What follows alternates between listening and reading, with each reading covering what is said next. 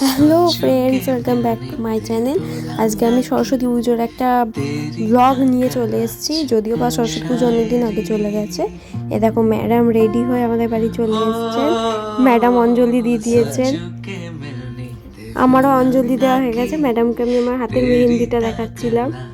Madam দেখে খুব খুশি, বলছে আমাকেও পরিয়ে দিতে, আমাকেও পরিয়ে দিবি বলেছে। সরস্বতী পুজো যাওয়ার পরেই আমার খুব শরীর খারাপ হয়ে গেছিলো, এই জন্য ব্লগটা দিতে পারিনি। এই যে ম্যাডাম ঘুরতে যাবেন বলে আমার হারমান নিয়ে দিল। এই যে আমি রাস্তা দিয়ে চলে যাচ্ছি।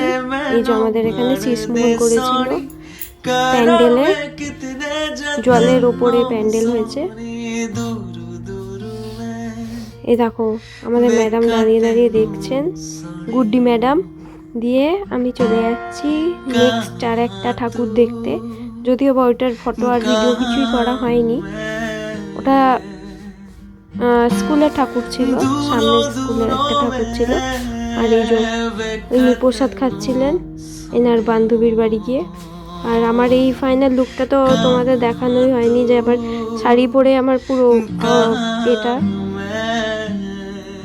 যদিও বা সোশ্যাল মিডিয়ায় ফটো পোস্ট করা হয়েই গেছে, তবুও ভিডিওর মধ্যে তো দেখানো হয়নি যে আমি কিরকম মেয়ে হয়েছি। মানে জাস্ট ভিডিও করেছি, সেলফি ভিডিও।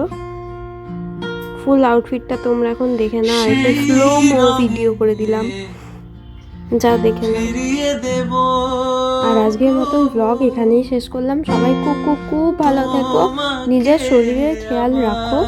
আর আমার মতন গলার অবস্থা করো না। আমার গলার অবস্থার জন্য আমি ভয়েস ওভার দিতে পারছি না, কথা বলতে পারছি না, আমার খুব খারাপ অবস্থা গলার। তো এই নিয়েই আমার দিন যাচ্ছে। যাই হোক, তোমরা সুস্থ থাকো, ভালো থাকো।